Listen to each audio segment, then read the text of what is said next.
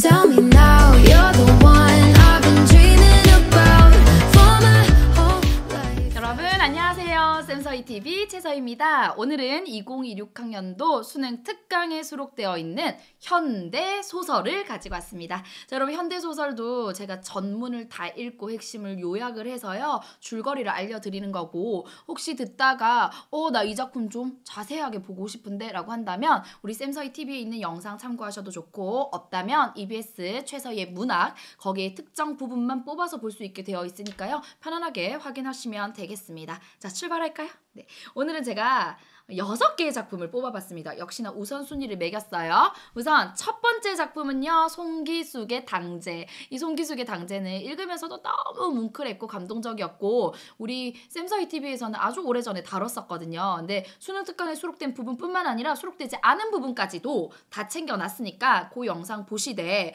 저는 기본적인 줄거리를 중심으로 한 번 더 정리해드리도록 하겠습니다.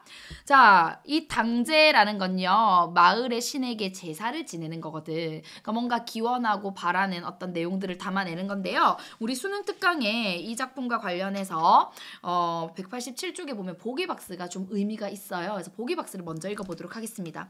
이 작품은 70년대에서 80년대의 농촌 현실을 배경으로 하고 있다. 당시 국가가 주도한 경제개발 계획에 따라 전폭적 지원을 받던 공업과 달리 농업은 정책적 지원에서 소외되었기에 농민들이 느끼는 상대적 박탈감은 심각했다.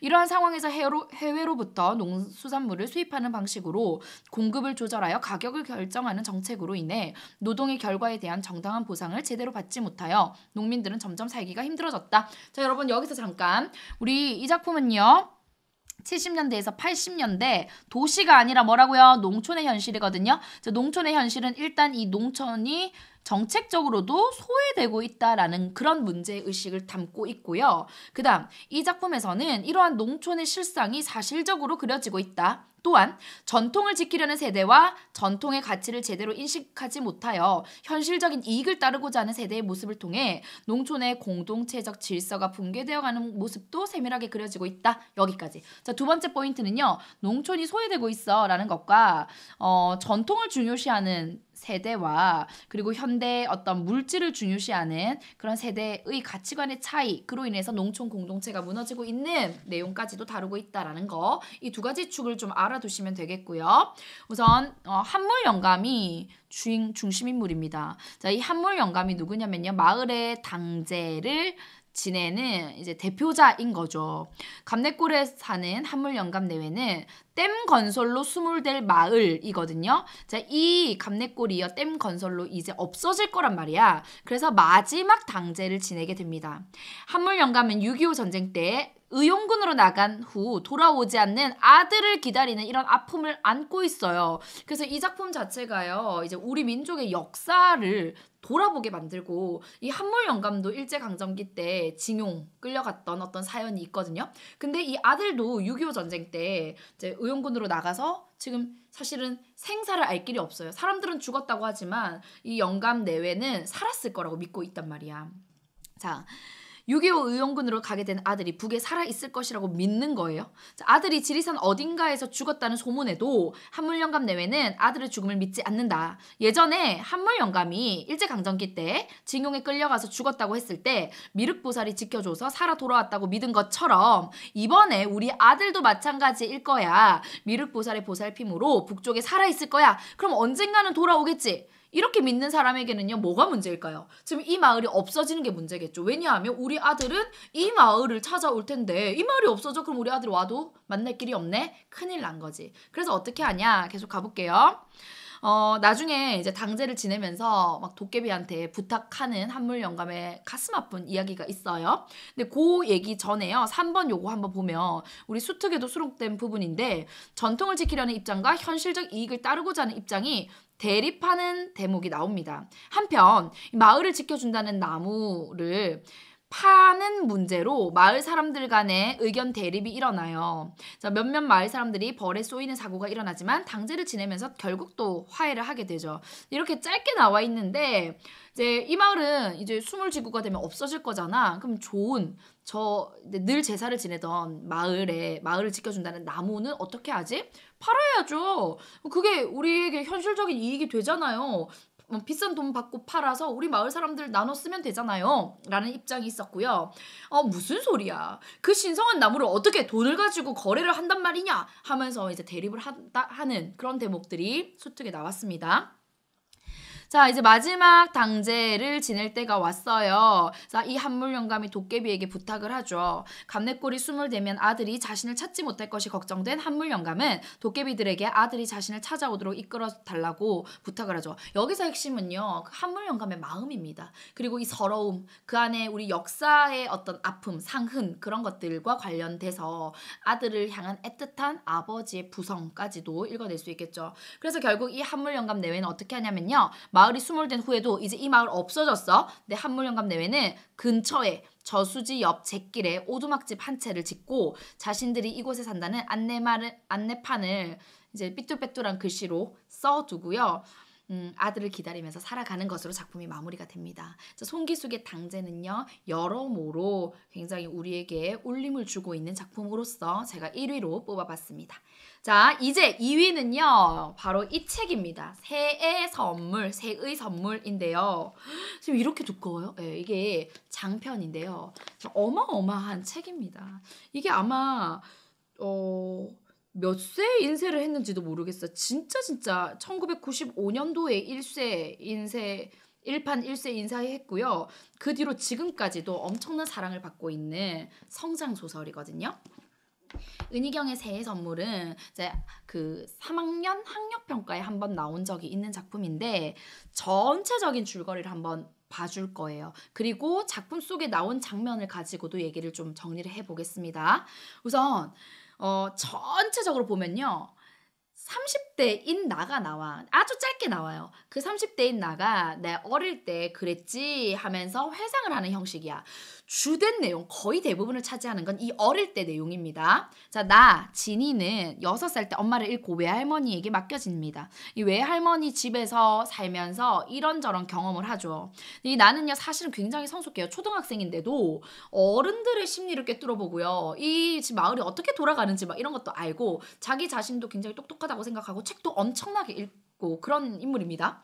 자, 나는 스스로가 성숙하다고 여기면서도 저 겉으로는 또 어린이인 척, 되게 아무것도 모르는 아이인 척해요. 그러면서 삼촌, 이모, 그리고 외할머니 집에 새들어 사는 여러 이웃들의 삶을 관찰한다. 그러던 중 서울에서 유학을 하던 삼촌이 아주 공부를 잘했거든. 근데 이 삼촌이 자기랑 같은 대학에 다니는 친구 허석과 함께 이제 이 집에 온 거예요, 놀러. 그래서 외할머니 집에 머무르고 나는 허석을 길에서 우연히 목격했던 하모니카를 불던 남자로 인식하면서 그에게 강한 사랑을 느낀다. 이 대목이 이제 수특에 나오는 핵심 대목인데요. 나는 진이야. 12살인가? 어린애야. 얘가요, 이제 삼촌의 친구 허석을 보고요, 사랑의 감정, 첫사랑의 감정을 느끼는 거거든. 근데 나는 이제 착각을 해요. 뭐라고 착각을 하냐면, 내가 허석을 만나기 전에 길에서 우연히 하모니카를 불던 어떤 남자의 실루엣을 봤단 말이야. 그러면서 진짜 너무 멋지다, 이 연주 막 이랬는데, 허석을 보는 순간 아까 그 사람이 이 사람이구나, 이렇게 된 거야. 그러면서 그렇게 믿고 계속 사랑을 하죠. 그런 허석이 첫사랑에 실패한 이모와 교제를 시작하자, 이 이모가요, 내가 생각하기에 참 단순하고 참 어리숙해 이렇게 생각하는 이모인데, 어쨌든 허석과 연애를 해요. 나에게 이 이모는 막 연애 상담도 하고 되게 친구 같은 존재로 나오거든요. 근데 이제 이모랑 허석이 뭐 사귀는 사이라고 이러면서 나는 번민에 빠지는데, 또 얼마 후에 마을에서 공장에 폭발 사고가 일어나서 막 많은 사람들이 죽고 그런저런 일 때문에 허석은 이모와 또 이별을 하고 마을을 떠나게 됩니다. 자, 이 마을을 떠나게 될 때 나의 심정은 어떨까요? 이제 첫사랑을 보내야 되잖아. 너무 슬픈 거지. 자, 허석을 더 이상 만날 수 없음을 받아들이고 지냈던 어느 날, 나는 하모니카를 부는 남자의 모습을 본 거야. 띠로리. 이제 허석과 이별을 하고요, 안녕히 가세요 이러면서 이제 나는 그런 쓸쓸함, 막 이런 고뇌 혹은 사랑에 대한 애틋함, 이런 정서에 사로잡혀서 살아가고 있다? 그러다가 하모니카 그때 그 소리, 그 남자의 실루엣이 보인 거야, 내 눈에. 띠로리, 이게 뭐지? 하면서 가까이 가서 봤더니 이건 허석이 아니었던 거야. 의외로 내가 그 하모니카를 부는 남자를 그 모습은 더러운 낯빛이랑 구부정한 아저씨의 모습이었어요. 너무나 충격이었던 거지. 나는 뭐라고 생각하냐면요. 와, 내가 진짜 사랑이라고 믿었던 그 사랑은 사실은 허석이라는 존재를 너무나 잘 알아서 그 사람을 정말 찐으로 사랑했던 것이 아니라 허상, 내가 만든 어떤 이미지를 그냥 난 사랑한 거였구나라는 것을 깨닫게 된 거야. 성장소설이죠, 여러분. 맞지? 나는 자신에게서 사랑을 불러일으킨 이미지의 실체를 깨닫고 환멸을 느끼죠. 이후 나는 자신을 데리러, 이게 이제 우리 수특 교재에는 없는데 작품의 마지막 대목이야. 자신을 데리러 온 아버지를 만나 외할머니의 집을 떠나고 유년을 회상하던 나는 12살 이후 자신이 성장할 필요가 없었다고 고백하면서 이 두꺼운 작품이 이제 마무리가 되는데요. 이 새해 선물과 관련해서는 수능 특강의 보기를 좀 읽어볼 필요가 있겠습니다. 제가 읽어드릴게요. 새해 선물에는 주인공이 사랑의 재인식을 통해 성장을 겪는 과정이 드러난다. 어린 주인공은 운명적 사랑이 존재한다는 관념이 허상이라는 것을 이미 알고 있을 만큼 스스로가 성숙하다고 여긴다. 그러나 첫사랑을 경험하고 상대방의 사랑을 갈구하게 되면서 자신이 그러한 관념에서 자유롭지 못하다는 것을 확인한다. 또한 허석과의 이별 후에는 자신이 지녔던 사랑의 감정이 사랑하는 사람 자체를 향한 것이라기보다는 자신의 욕망이 투영된 환상을 향한 사랑이었음을 깨닫고 환멸을 경험한다. 이와 같은 경험들을 통해 주인공은 사랑에 대한 인식의 지평을 넓히고 내면적 성장을 이루게 된다. 재밌죠, 여러분? 네, 새해 선물 이렇게 마무리를 하고요. 3위 작품 알아보러 갑니다. 이것도 역시나 쌤서희TV에서요. 제가 작품 구절구절을 뽑아서 발췌해서 읽어드린 내용인데요. 김승옥 작가의 차나 한 잔이라는 작품입니다. 이 작품은요. 현대인이라면 누구나 공감할 거예요. 현대인이 가지고 있는 불안의식. 그것을 잘 담아내고 있는 작품이고 이제 여기선 그라는 인물이 한 가정의 가장으로 그려지고요. 이제 만화가거든요. 여기저기 만화를 연재하는데 이제 주된 자신의 주 수입이었던 그 만화 연재를 이제 못하게 되는 상황을 맞게 돼요. 그때 그의 여러 가지 내면적인 어떤 불안의식 이런 것들이 핵심 포인트입니다. 가볼게요. 그는 자신이 신문에 연재하고 있는 만화가 며칠째 실리지 않는 것에 불안해하며 계속해서 약을 먹어도 막 설사를 해요. 이 설사기가 있다라는 게 현대인의 불안의식을 보여주는 거다라고도 읽을 수 있습니다. 자, 그러면서 여러분이 좀 이 작품을 헷갈려 하는데요. 헷갈려 할 만한 부분이 두 군데가 나와요. 문화부장이라는 인물이 두 명이 나오는데 서로 달라. 한 명은 원래 내가 이 만화를 연재하고 있던 신문사의 문화부장이에요. 그리고 나서 여기서 이제 해고 통지를 받고 나서 살아야 되니까 내가 만화를 어디 또 연재할 수 없을까 하고 부탁하러 간 또 다른 신문사의 문화부장을 만나는 대목이 있습니다. 가볼게요. 자기가 이제 연재하던 그 신문사를 찾아가자 문화부장은 그에게 차나 한잔 하자며 다방으로 데려가서 뭐 이런저런 얘기를 하면서 나를 약간 좀 불편한 얘기를 해요. 그러면서 해고를 통지합니다. 그래서 이제 내가 집으로 바로 가지 않고 다른 신문사를 찾아가죠. 그는 다른 신문사를 찾아가 연재를 부탁하지만 찾아간 신문사의 문화부장은 쉴 새 없이 농담을 막 던지면서 그의 청탁을 거절하고 차값을 먼저 내버려서 그는 되게 무안해져요. 근데 여기서 두 번째 찾아간 이 다른 신문사에는요.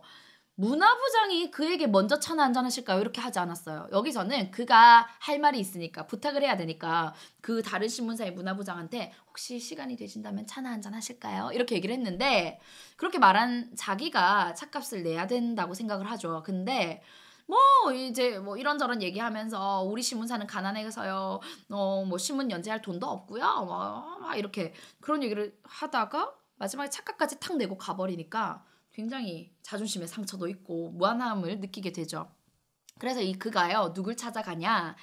김 선생을 찾아가거든요. 선배 만화가 김 선생을 찾아가서 술을 마시면서 답답함을 토로합니다. 이 답답함을 토로하는 부분이 수능 특강에 수록되어 있죠. 자, 그리고 이제 집으로 돌아와요. 술이 취해서요. 그러면서 취한 채 집으로 돌아온 그는 아내의 따뜻한 반김을 받으며 앞날에 대한 불안함, 암담함을 느낍니다. 불확실한 미래, 내 앞에 펼쳐질 수많은 날들에 대한 그 불안함을 느끼면서 작품이 마무리가 돼요. 너무나 공감되지 않니? 네, 이 김승목의 차나 한 잔 같이 살펴봤어요.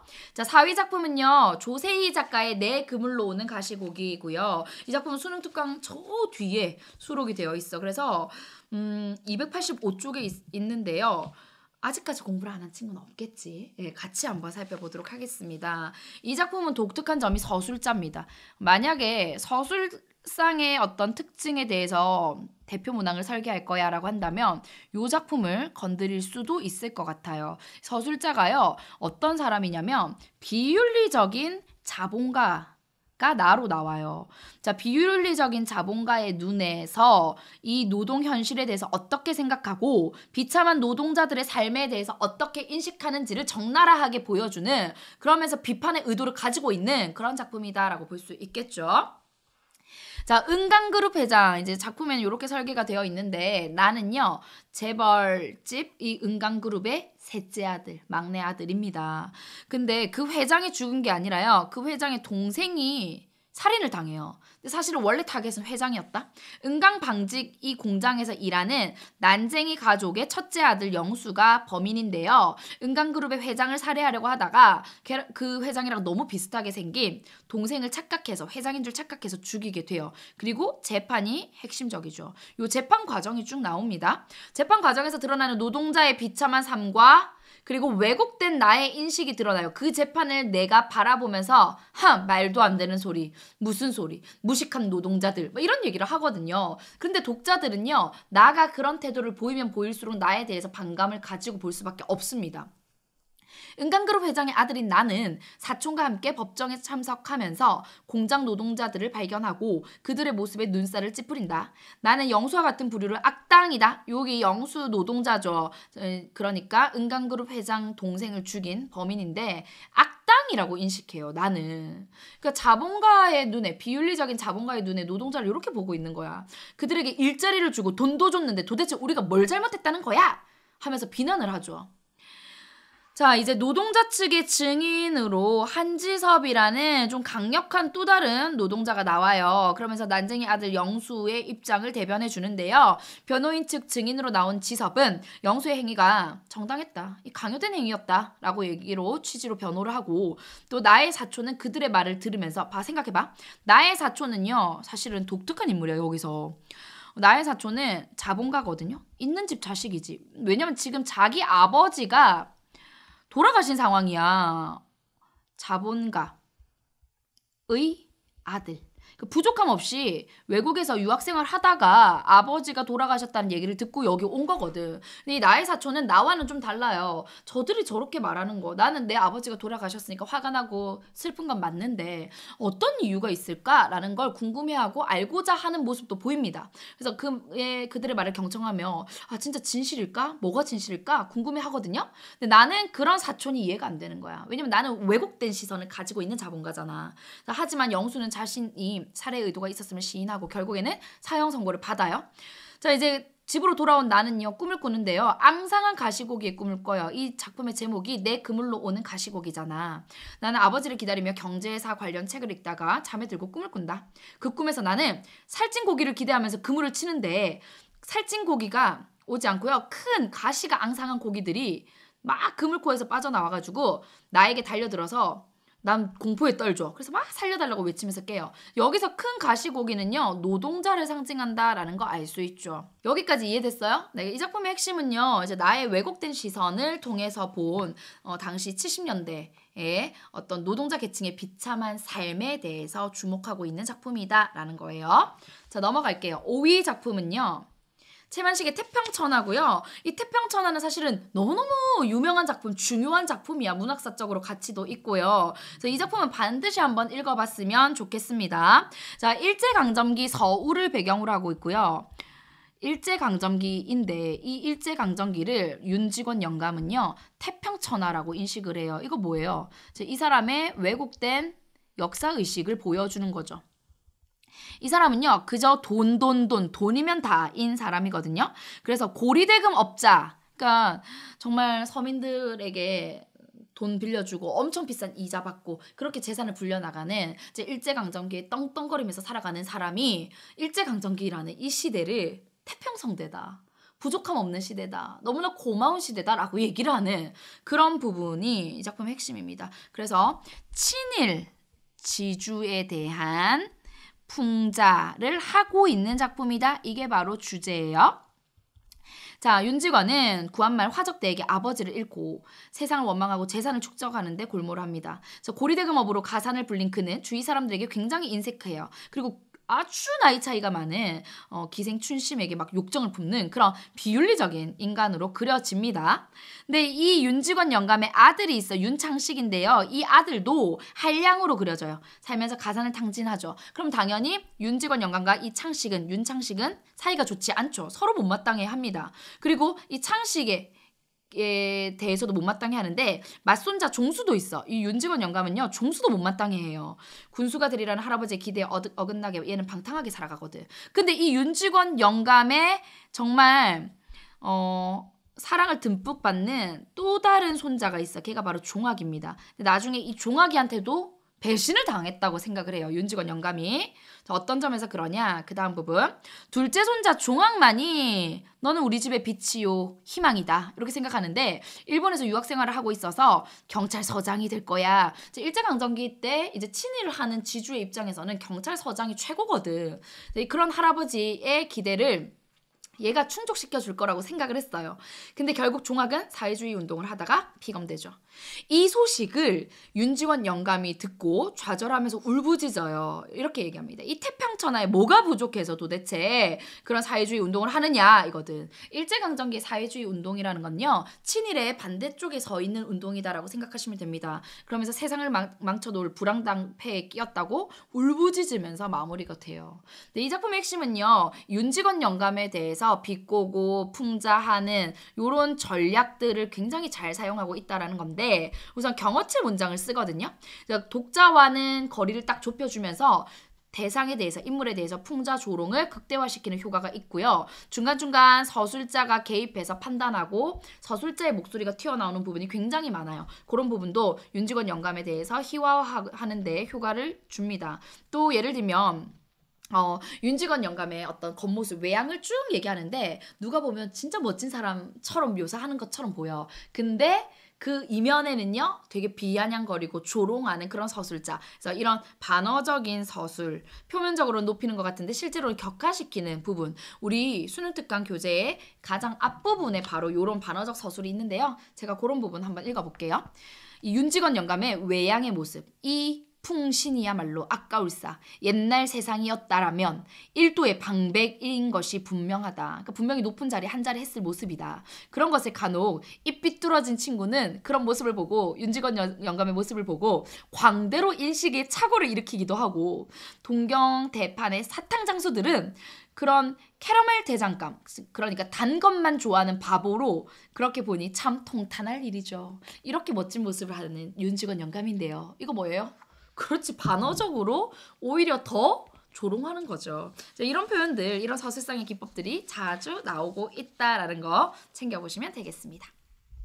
자, 마지막 6위까지 살펴보고 마무리할게요. 김주영의 새를 찾아서. 제 개인적으로 수능 특강의 원픽은 김주영의 새를 찾아서거든요. 이 작품은요. 삶이란 무엇인가? 삶이란 무엇인가? 이것도 쌤서희 TV 아주 자세히 제가 구절구절 다 분석을 해놨어요. 참고하시면 좋아요. 전체 줄거리 한번 볼게요. 답사 일행을 놓친 나가요. 일단 이때 나는 어른인 나예요. 나가 이제 막 급하게 택시를 타고 답사 일행을 찾으려고 해요. 근데 결국 끝끝내 못 찾거든요. 답사 일행을 찾으려고 했습니다. 강원도 양양의 설림원 절터, 옛 사지 절터에 가기로 했는데 나는 택시를 타고 휴게소를 들르면서 일행을 찾는다. 하지만 마주쳤어야 할 일행은커녕 그들이 탄 버스조차도 보지 못해요. 근데 나는 포기하지 않아 집착적으로 계속 다시 시도하거든요. 묵을 곳도 없이 밤을 보내다가 주차장 매표소에 불이 켜진 것을 본다. 그곳에서 술을 마시던 청년들이 사정을 듣고 함께 또 동참을 해서 일행을 찾아줘요. 근데 결국은 찾는다 못 찾는다? 실패한다. 근데 삶이라는 게 이런 거 아니겠어요? 내가 일행이랑 같이 가기로 한 원래 계획이 있었는데 계획이 어그러지기도 하고요. 그래서 못 찾는 거야. 근데 또 막 어떤 것을 애타게 찾아가는 그 과정 속에서 예상치 못한 존재들, 여기선 청년들의 도움을 또 받기도 하고 그런 것들이 나와요. 그러면서 이제 떠올립니다. 과거에 내가 새를 애타게 찾아 헤맸던 그 기억을 떠올리는 대목이 있어요. 나는 일행을 찾던 도중에 유년 시절 누나와 새몰이를 했던, 새를 잡으려다가 실패했던 경험을 떠올립니다. 나는 결국 일행을 쫓는 것을 단념하고 혼자서 설리먼 사지를 보러 가기로 한다. 그래서 가요. 절터만 남은 설리먼 사지에는 아무도 없었지만 나는 고요한 풍경 속에서 나무에 앉은 새를 바라본다. 새는 나중에 송울방울로 변하는 그런 약간 일종의 환상적인 체험을 내가 하고요. 나는 내려오는 길에 일행들을 마주치게 돼요. 근데 봐, 나보다 먼저 떠났을 걸로 당연히 생각했던 일행들이 나보다 훨씬 더 늦게 오고 있잖아. 이런 것 또한 삶이란 그런 거야. 앞서가는 것처럼 보여도 때로는 뒤에 가기도 하고요. 뒤로 가는 것처럼 보여도 때로는 앞으로 가고 있는 것일지도 몰라 라는 거예요. 여기까지거든. 근데 이 작품이 울림이 꽤 있는데요. 수능 특강에 나와 있는 보기 박스를 읽으면서 마무리를 해보겠습니다. 김주영의 새를 찾아서는 주인공인 나가 현재의 시점에서 경험하고 있는 것과 유사한 유년 시절의 경험, 어떤 경험? 새를 몰아갔던 경험, 새를 잡으려고 했던 경험을 떠올리며 이야기가 전개되고 있는 작품이다. 즉 현재와 과거가 교차되고 있는 거죠. 나는 다른 사람들과 함께 설리먼 사지라는 절터로 답사 여행을 떠나기로 했지만 버스를 놓치게 되고 먼저 여행을 떠난 일행을 찾아 헤매는 상황 속에서 유년 시절 누나와 새잡이를 했던 경험을 떠올리게 된다. 그리고 유년 시절과 현재의 경험을 교차하며 삶이란 무엇인가를 애타게 찾아가는 과정이 반복되는 것이며 또 그 과정 속에서 고통과 수고가 수반되고 때로는 실패의 경험을 맛보기도 한다라는 주제의식을 전달하고 있다. 여러분 와닿아요? 네. 그래서 수능 특강 남은 작품 공부할 때도 보기 박스 대표 문항을 중심으로 잘 점검하시면 전체 줄거리 핵심 요소 놓치지 않고 가져갈 수 있습니다. 짠! 여기까지입니다. 오늘은요 2016 수능 특강에 수록되어 있는 현대소설 1위부터 6위 작품 살펴봤습니다. 자, 이 작품을 중심으로 확장적으로 공부해 나가시면 완벽한 수능 대비 가능합니다. 자, 오늘도 고생 많았어요. 저는 언제나 여러분과 함께 하겠습니다. 쌤서희TV 구독과 좋아요, 알림 설정은요 수능 국어로 가는 1등급의 길을 열어드립니다. 다음 시간에 만나요. 안녕.